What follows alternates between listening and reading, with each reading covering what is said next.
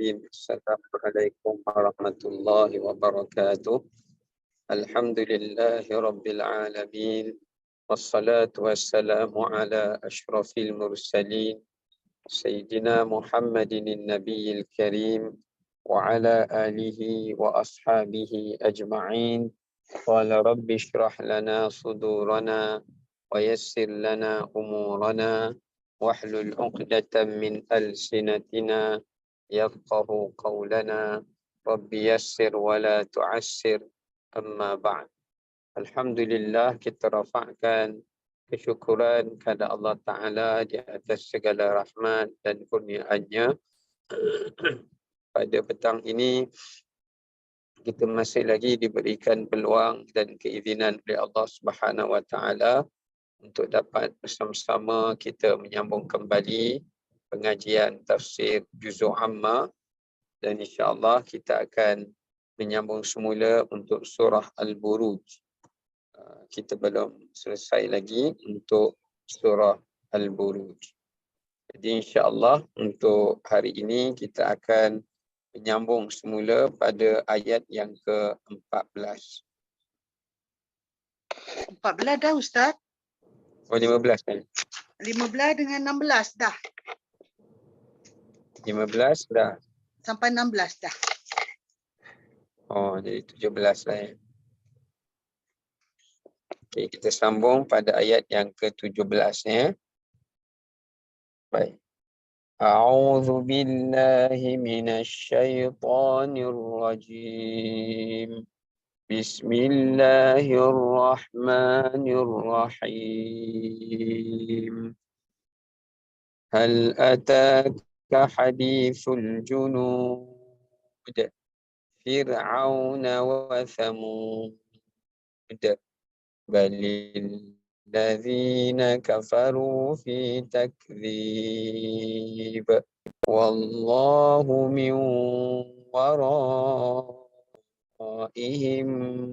محيط بل هو قرآن مجيد في لوح mahfuz. Sadaqallahul azim. Baik, saya bacakan tadi daripada ayat 17 sehinggalah kepada ayat yang ke-22 ya. Jadi kita lihat mafhum daripada ayat 17 hingga ayat yang ke-22. Allah Subhanahu Wa Ta'ala berfirman dengan mafhumnya, sudahkah sampai kepadamu wahai Muhammad perihal kebinasaan yang telah menimpa kaum-kaum yang menentang rasul-rasul yang diutuskan kepada mereka? Ayat 18, mereka itu adalah kaum Fir'aun dan Thamud. Ayat 19, kaummu wahai Muhammad bukan sahaja menolak ajaranmu, bahkan orang-orang yang kafir itu terus tenggelam dalam keadaan mendustakan kebenaran. Ayat ke-20, sedang Allah dari belakang mereka melingkungi mereka dengan kekuasaannya. Ayat 21, sebenarnya apa yang engkau sampaikan kepada mereka itu bukanlah syair atau sihir, bahkan ia adalah Al-Quran yang tertinggi kemuliaannya. Ayat 22, lagi terpelihara dengan sebaik-baiknya di Lauhul Mahfuz. Baik. Jadi daripada ayat 17 yang saya bacakan tadi sehingga ayat 22, dalam kandungan ayat ini Allah Ta'ala bercerita kepada kita tentang beberapa perkara. Yang pertama, Allah Ta'ala bercerita kepada kita tentang kaum-kaum, umat-umat yang telah dibinasakan oleh Allah Ta'ala. Ya, kaum-kaum dan umat-umat yang telah dibinasakan oleh Allah Ta'ala supaya kita mengambil pengajaran dan peringatan daripadanya. Yang kedua, Allah Ta'ala menerangkan kepada kita berkenaan dengan apakah punca dan apakah asbab mereka itu dibinasakan. Apakah asbab ataupun perbuatan yang menyebabkan mereka itu dibinasakan oleh Allah. Dan yang ketiga, ayat yang kita bacakan ini, Allah Ta'ala menerangkan kepada kita tentang bagaimana pemeliharaan Allah Ta'ala terhadap Al-Quranul Karim. Bagaimana Allah Ta'ala memelihara Al-Quran Al-Karim. Baik. Jadi kita akan lihat dari sudut tafsir daripada ayat yang saya bacakan tadi, insya-Allah. Baik, kita kembali semula pada ayat yang ke-17. Pada ayat yang ke-17, Allah Subhanahu wa taala menyuruh Nabi sallallahu alaihi wasallam bertanya kepada orang-orang musyrikin Makkah. Ya, bertanya kepada mereka, yakni kepada kaum musyrikin Makkah. Apakah pertanyaan itu? Pertama, Allah kata hadithul junun. Adakah telah sampai kepada kamu kisah atau cerita hadithul junun? Hadis ni maknanya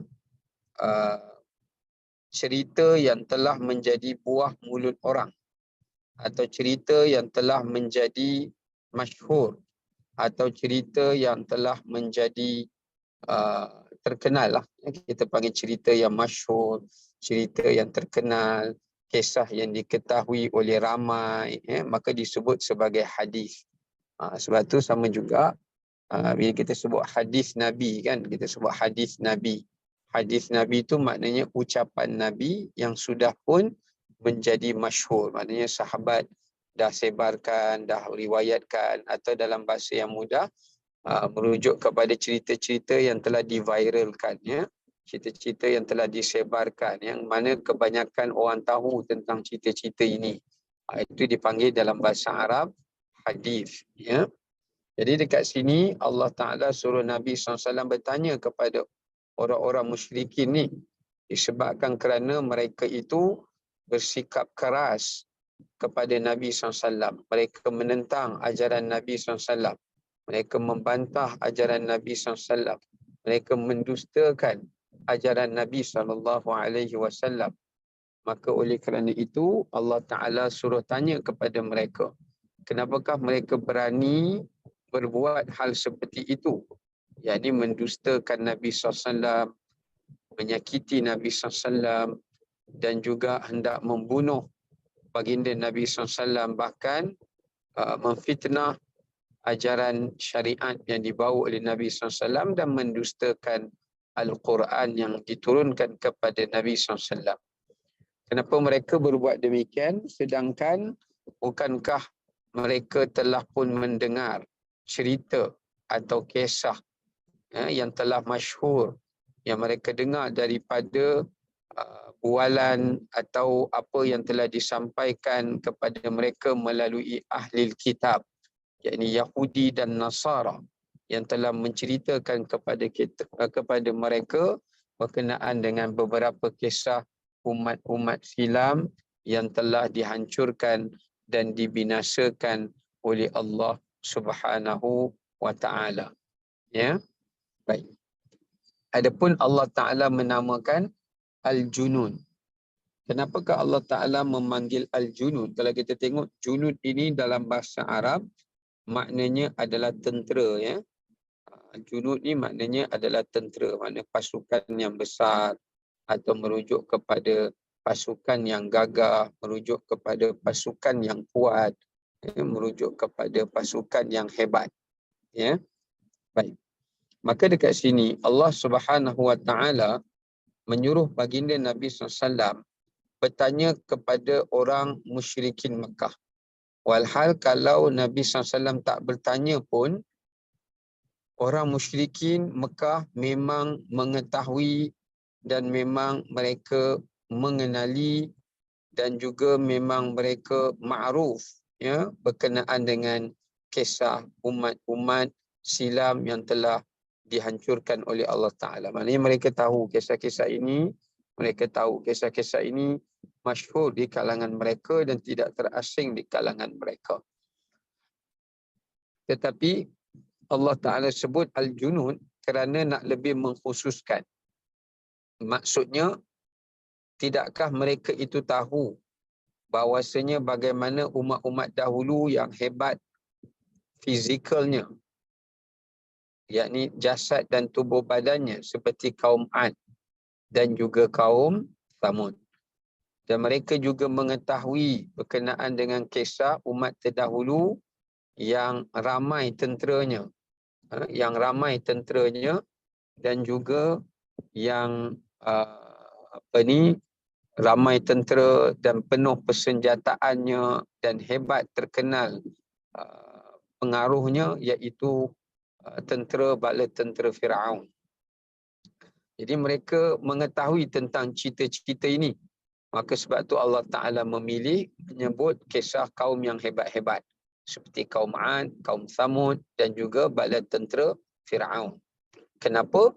Sebab Allah Ta'ala nak menyatakan kaum musyrikin Mekah, walau seramai mana pun mereka, walau selengkap mana pun kelengkapan alatan peperangan dan ketenteraan mereka, mereka sama sekali tidak dapat mengatasi kehebatan, kekuatan fizikal dan kecerdasan akal kaum Ad dan juga kaum Thamud. Demikian juga mereka tak mampu untuk mengatasi kekuatan bala tentera Firaun. Maka sebab itulah bila Allah Ta'ala suruh Nabi SAW bertanya kepada kaum musyrikin, maka Allah suruh tanya kepada mereka tentang kisah kaum yang lebih hebat daripada kaum musyrikin. Kaum yang lebih gagah, kaum yang lebih kuat, kaum yang lebih ramai, dan kaum yang lebih sempurna ketenteraannya berbanding kaum musyrikin Makkah. Kenapa Allah Ta'ala buat perumpamaan pertanyaan seperti ini? Untuk menakutkan orang musyrikin Makkah bahawasanya kalaulah bala tentera Firaun, kekuatan kaum Ad dan Thamud pun Allah Ta'ala boleh hancurkan, Allah Ta'ala boleh mematikan, Allah Ta'ala boleh memusnahkan, ini kan pula kaum yang lebih lemah daripada itu seperti kaum musyrikin Makkah. Sudah pastinya Allah Ta'ala lebih berkuasa, lebih mampu untuk membinasakan mereka. Inilah kenapa hikmah dan ulama menafsirkan kenapakah Allah menyuruh Nabi SAW untuk bertanya kepada orang-orang Mekah, apakah telah sampai kepada mereka kisah cerita Al-Junud, yakni kaum-kaum yang hebat, kaum-kaum yang perkasa, kaum-kaum yang ramai dan masyhur ketenteraan dan kekuatannya. Ya. Baik, itu dari sudut tafsir, ya. Apa pengajaran yang boleh kita ambil daripada ayat yang ke-17 ini? Pengajaran dia nak menunjukkan kepada kita bahawasanya penilaian kemuliaan di sisi Allah Subhanahu wa Ta'ala adalah penilaian iman dan taqwa. Di sini menunjukkan kepada kita penilaian ukuran di sisi Allah Subhanahu wa Ta'ala bukanlah terletak kepada penilaian fizikal, kekuatan, rupa paras, kedudukan, kerajaan, kekuasaan, bukan, ya. Tetapi penilaian di sisi Allah Ta'ala terletak kepada kemantapan imannya, ketinggian imannya, dan kekuatan amal salihnya, dan juga ketakwaannya kepada Allah Subhanahu wa Ta'ala. Itu yang menjadi penilaian Allah, yang menjadi ukuran Allah di sisi Allah Ta'ala. Ini bertepatan dengan hadis Nabi SAW, di mana Nabi bersabda, Inna Allaha la yanzuru ila suwarikum wa ajsadikum, walakin yanzuru ila qulubikum wa amalikum. Sesungguhnya Allah Ta'ala tidak memandang kepada rupa paras kamu dan tubuh badan kamu. tetapi Allah Ta'ala memandang kepada hati kamu dan juga amalan kamu.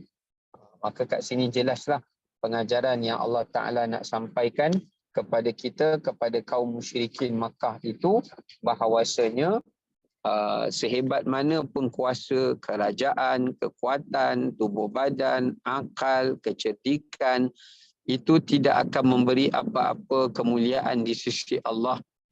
Ya, sebaliknya yang menjadi penilaian di sisi Allah Ta'ala adalah keimanan seseorang, keyakinan seseorang, ketakwaan seseorang kepada Allah Subhanahu wa Ta'ala.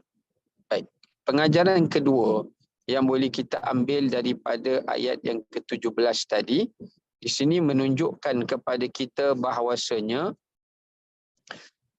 hanya iman dan amal yang soleh akan menyelamatkan seseorang itu daripada azab Allah kerana rahmat Allah ke atasnya. Di sini menunjukkan kepada kita Allah nak memberitahu hanya iman dan amal salih seseorang itu kepada Allah Ta'ala yang akan dapat menyelamatkan seseorang itu daripada azab Allah, yang akan dapat menyelamatkan seseorang itu daripada hukuman Allah.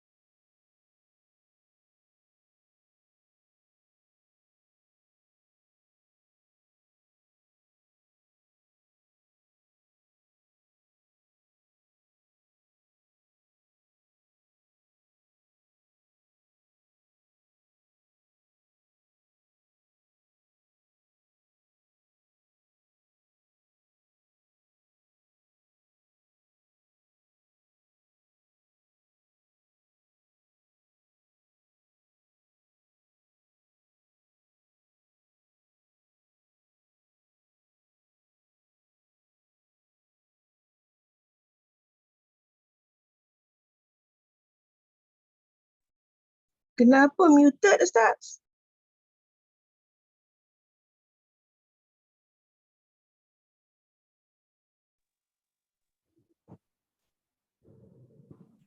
Minta maaf ya, ada call masuk tadi, minta maaf. Okey.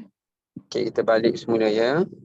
So dekat sini Allah Ta'ala nak menyatakan penilaian seseorang itu adalah terletak kepada iman dan amal saleh yang akan menyelamatkan seseorang itu daripada azab dan siksaan Allah, baik di dunia ataupun di akhirat. Ya, kerana iman menyebabkan seseorang itu terselamat daripada kekal dalam neraka di akhirat. Manakala amal yang saleh adalah menjadi asbab untuk seseorang itu diselamatkan daripada Allah menimpakan azab kepadanya di dunia. Seperti mana Allah Ta'ala sebut di dalam ayat Quran, وَنَجَّيْنَا الَّذِينَ آمَنُوا وَمَا كَانُوا يَتَّقُونَ. Allah menyelamatkan orang yang beriman dan juga orang-orang yang bertakwa. Takwa itu termasuk daripadanya adalah amal yang saleh. Baik, kemudian kita lanjutkan pada ayat yang ke-18. Ayat 18, Allah Ta'ala menceritakan dan menyebutkan siapakah golongan orang-orang tentera kisah yang hebat dan kuat yang sangat disegani oleh orang-orang musyrikin Makkah, yang mana mereka tahu mereka tak mampu untuk menyaingi kaum-kaum ini. Yang pertama Allah sebut Fir'aun. Fir'aun adalah merujuk kepada kuasa dan kerajaan dan pemimpin. Yang kedua Allah sebut Thamud. Thamud adalah merujuk kepada kaum yang ramai, ya, sebab Thamud ni merujuk kepada kaum, merujuk kepada maksud kaum. Maksudnya kaum Thamud. Dia tak, Thamud tu bukan nama orang, tapi merujuk kepada satu kabilah yang ramai, yang kuat, yang gagah, yang ramai. Adapun Fir'aun dia merujuk kepada individu, iaitu raja yang berkuasa di zaman Nabi Musa alaihi salam. Ya, dia bukan merujuk kepada ramai. Okey, maknanya dekat sini Allah Taala bagi tahu kepada Allah suruh Nabi Muhammad SAW bagi tahu kepada kaum musyrikin Mekah bahawasanya ada dua kisah golongan orang yang telah dibinasakan oleh Allah Taala walau sehebat mana pun mereka itu. Ya, walau sehebat mana pun mereka itu. Adapun kerajaan yang hebat dan individu pemimpin yang hebat pun Allah binasakan ia dengan ditenggelamkan ia, dilemaskan ia, yakni Firaun. Adapun Thamud adalah merujuk kepada satu kaum yang gagah, satu kaum yang ramai, satu kaum yang kuat pun dibinasakan oleh Allah dengan guruh dan juga angin yang kencang. Ya. Baik, kat sini menunjukkan kepada kita pengajaran dia apa dia? Di sudut tafsirnya, tafsirnya tadi dah saya sebut dah, tafsir itu ulama menafsirkan Firaun merujuk kepada pemimpin dan kerajaan, manakala Thamud merujuk kepada kekuatan dan merujuk kepada jumlah yang ramai, ya, pengikut yang besar yang ramai. Baik, apa pengajaran dekat sini yang boleh kita ambil, ya? Kenapa Allah sebut Firaun dan Thamud? Kenapa Allah tak sebut Ad, tak sebut kaum banyak lagi kan kaum-kaum Nabi yang lain, kaum Nabi Syuaib, kaum Nabi-Nabi yang lain pun masih ramai, ya. Kenapa Allah memadai menyebut dengan dua ini sahaja? Pertama, ulama mengatakan kerana orang Arab lebih mengenali kaum Thamud. Orang Arab mengenali kaum Thamud sebab Thamud ni bangsa Arab yang kuno, yang lama. Manakala kenapa Allah sebut Firaun? Sebab yang mendustakan Nabi Muhammad SAW ni bukan orang Arab Mekah sahaja, tetapi yang turut mendustakan Nabi SAW adalah ahli kitab di kalangan Yahudi dan Nasara. Yang mana orang-orang Yahudi dan Nasara mereka sangat mengenali kisah Nabi Musa alaihi salam. Yakni mereka juga mengenal kisah Firaun. Di sini menunjukkan kepada kita hikmah kenapa Allah Taala menyebut dua nama ini sahaja, ya. Itu antara sebab ulama tafsir kata kenapa demikian. Baik. Kita kembali kepada tadabburnya atau pengajarannya yang kita boleh ambil.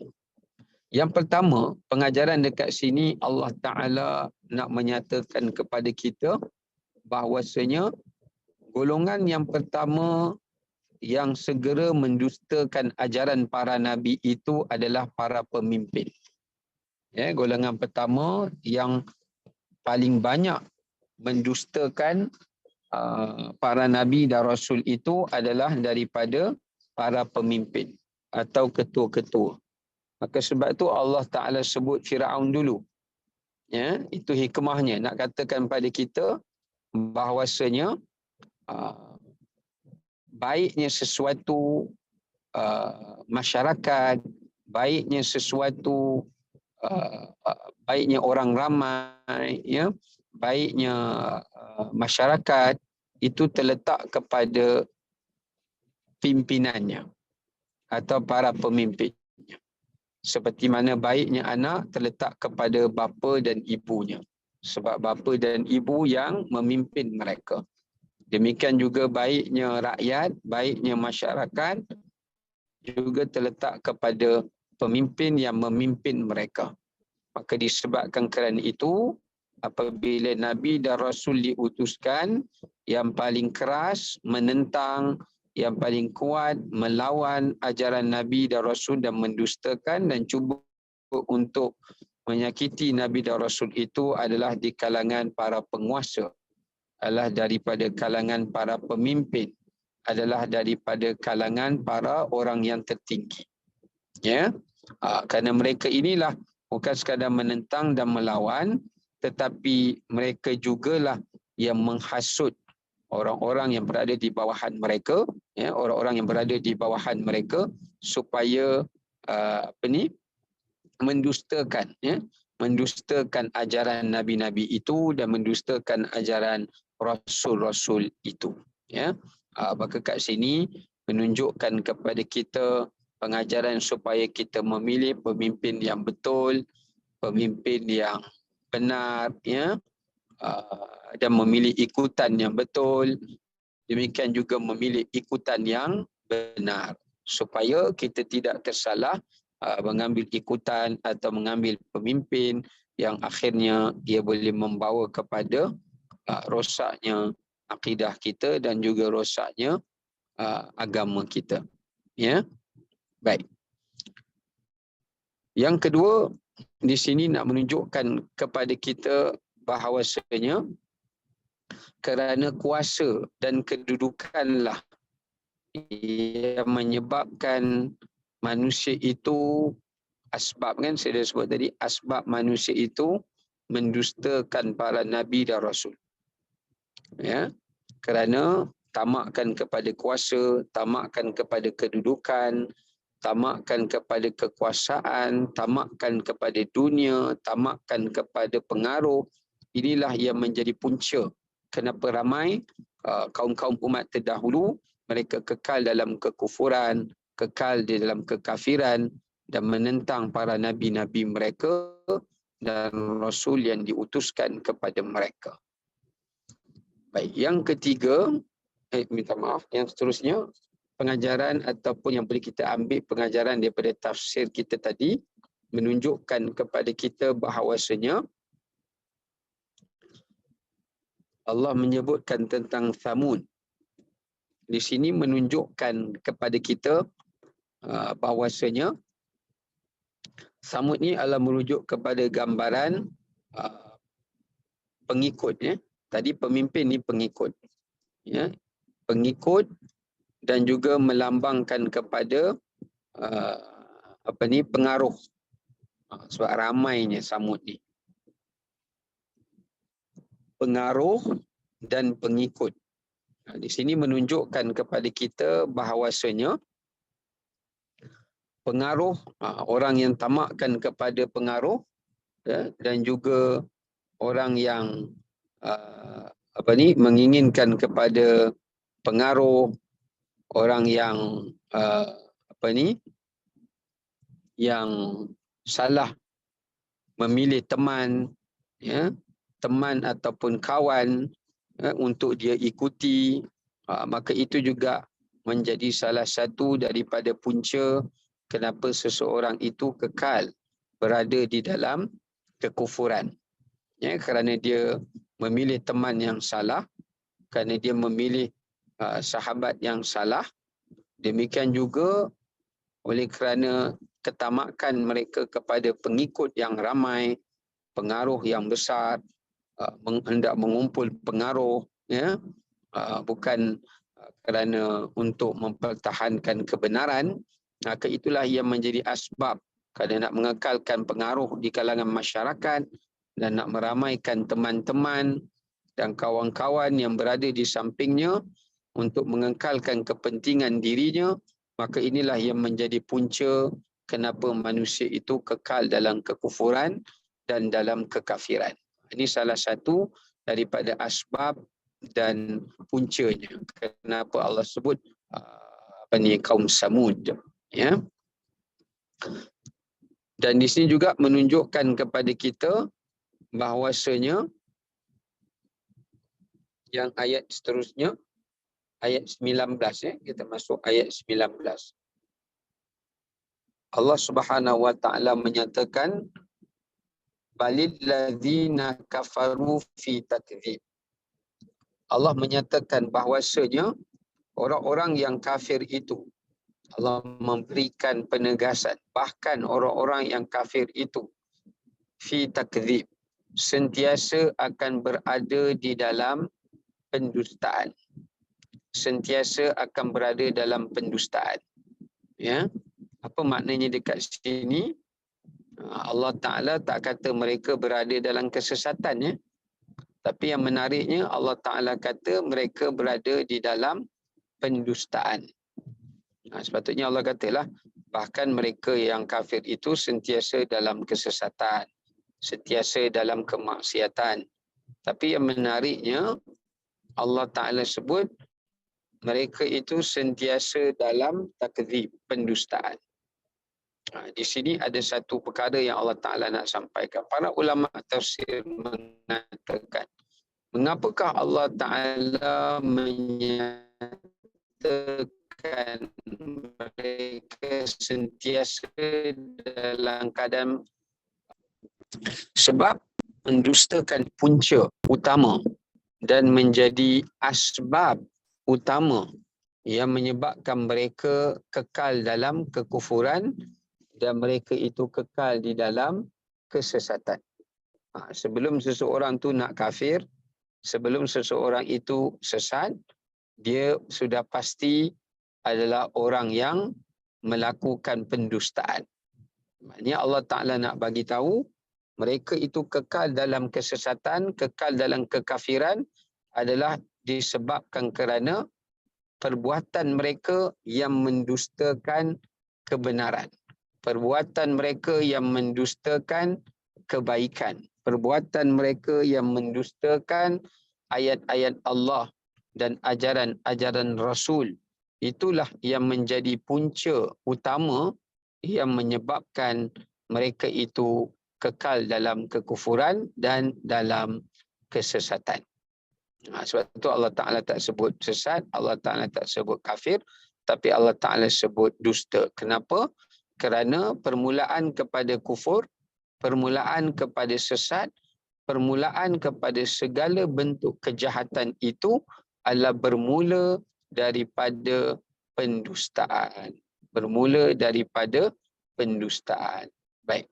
Bila kita sebut tentang dusta, ya, bila kita bercakap tentang dusta, kita nak kena faham apakah bentuk dusta yang telah dilakukan oleh orang-orang kafir musyrikin yang menyebabkan mereka kekal dalam kekafiran dan mereka juga kekal di dalam kesesatan. Yang pertama, kita nak menjauhi sifat-sifat dusta ini, ya. Kita kena ingat dusta ini maksudnya menyembunyikan kebenaran dan menzahirkan kebatilan. Sebab tu kalau kita cakap orang itu bercakap bohong, apa makna dia bercakap bohong? Maknanya dia tahu benda yang benar tapi dia tak cerita yang benar, sebaliknya dia bercerita benda yang tidak benar. Maknanya dia bercakap benda yang berlawanan dengan benda benar yang dia tahu. Itu makna bohong atau makna dusta. Okey, di sini menunjukkan kepada kita bahawasanya orang kafir yang kekal dalam kekafiran dan kekal dalam kesesatan itu, mereka melakukan beberapa bentuk pendustaan. Mereka melakukan beberapa bentuk pendustaan. Pendustaan yang pertama adalah mereka mendustakan Allah Subhanahu Wa Taala. Apa yang mereka dustakan? Mereka mendustakan ketuhanan dan keesaan Allah. Bila mereka mendustakan keesaan dan ketuhanan Allah, kerana itulah mereka mensyirikkan Allah. Kerana itu jugalah selain daripada mereka mensyirikkan Allah, mereka juga mendustakan sebahagian daripada sifat-sifat Allah sebagai Tuhan dan mereka berikan sifat-sifat itu kepada makhluk. Yang mereka berdusta terhadap Allah Subhanahu Wa Taala. Maka di sini menunjukkan kepada kita bahawasanya pendustaan itu pertama mendustakan keesaan Allah dengan mengatakan ada Tuhan selain Allah. Yang kedua, kedustaan terhadap ketuhanan Allah seperti menafikan sebahagian sifat Allah dan diberikan kepada makhluk yang lain. Yang kedua, pendustaan yang mereka buat adalah merupakan pendustaan mereka kepada agama dan syariat Allah. Seperti mereka mendustakan agama Islam sebagai agama dari Allah.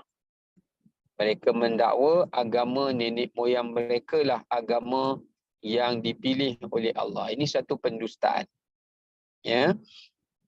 Ini adalah merupakan satu pendustaan. Ya, apabila mereka mendustakan kekuasaan Allah mendustakan ajaran dan agama dan syariat yang Allah turunkan. Antara bentuk dusta kepada syariat dan ajaran yang Allah turunkan ini seperti mereka mengubah agama Allah, mengubah syariat Allah.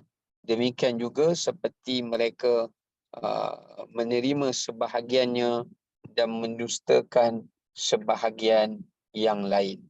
Itu pun termasuk daripada perbuatan mendustakan Allah Subhanahu Wa Taala dan mendustakan syariatnya. Okey. Baik.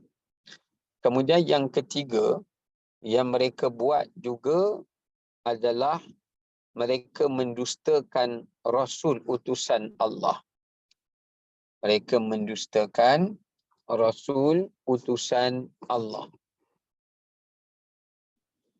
Iaitu dengan cara mereka mendustakan Rasul itu sebagai utusan Allah dengan mereka menafikan Rasul itu bukanlah pilihan Allah. Sebab itu mereka tak percaya Rasul itu adalah utusan Allah. Sebaliknya, mereka juga mendustakan ajaran yang dibawa oleh para Rasul itu. Bukan saja mereka mendustakan Rasul itu, tetapi juga mereka mendustakan ajaran yang dibawa oleh Rasul itu. Ajaran yang dibawa oleh Rasul itu pun mereka turut mendustakannya. Maka ini menunjukkan kepada kita bahawasanya mereka mendustakan Rasul dan mendustakan ajaran yang dibawa oleh Rasul itu. Seperti mereka mendustakan Al-Quran dan juga mereka mendustakan sunnah-sunnah, hadis-hadis Nabi SAW, mereka tak beriman dengannya. Ya, maka dekat sini menunjukkan siapa yang tidak beriman kepada Al-Quran atau tidak beriman kepada sunnah Nabi SAW ataupun hadis-hadis Nabi SAW, berarti mereka itu telah mendustakan baginda Nabi SAW sebagai utusan Allah yang menerima wahyu daripada Allah Subhanahu wa Ta'ala. Baik. Itu di antara bentuk pendustaan. Yang seterusnya, mereka mendustakan perkara ghaib. Seperti mendustakan hari kiamat, syurga, pahala dan seumpama dengannya. Itulah di antara bentuk-bentuk pendustaan yang menyebabkan mereka kekal dalam kekafiran dan mereka kekal dalam kesesatan. Apakah punca manusia itu bersikap mendustakan? Ulama telah senaraikan punca kepada sebab manusia itu bersikap dusta. Yang pertama adalah kerana kejahilan. Punca kenapa manusia mendustakan adalah kerana kejahilan. Yang kedua adalah kerana kesombongan dan keangkuhan. Pertama sebab jahil, yang kedua kerana sombong dan angkuh, sebab itu mereka dustakan. Yang ketiga disebabkan kerana keduniaan, kerana mencintai dunia. Sebab itu mereka dustakan para rasul. Kerana para rasul tak menjanjikan dunia kepada mereka. Yang keempat, mereka mendustakan para rasul. Mereka mendustakan para rasul itu disebabkan kerana hawa nafsu. Kenapa mereka dustakan? Kerana apa ajaran yang dibawa oleh Rasul itu bertentangan dengan keinginan nafsu mereka atau kepuasan nafsu mereka. Maka sebab tu mereka dustakan. Dan yang seterusnya kerana hasad dan dengki. Seperti mana Allah kata dalam Quran, orang-orang Yahudi, mereka mendustakan para Nabi dan Rasul itu adalah kerana hasad dan dengki. Hasad dan dengki. Yang seterusnya, kerana menghina pengikut para Nabi dan Rasul. Ada juga dalam Quran Allah kata mereka tak beriman pada Nabi dan Rasul tu sebab mereka tengok pengikut para Nabi dan Rasul ni banyak orang miskin dan hamba-hamba. Maka sebab itu mereka mendustakan sebab mereka anggap tak sama level, tak sama kedudukan. Jadi mereka menghinakan pengikut para Nabi dan Rasul.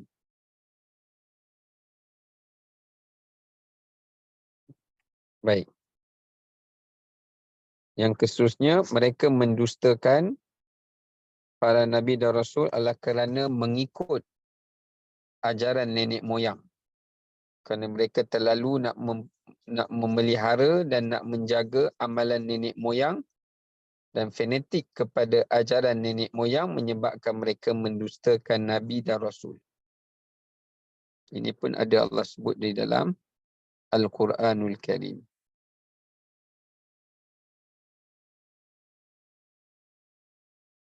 Ya.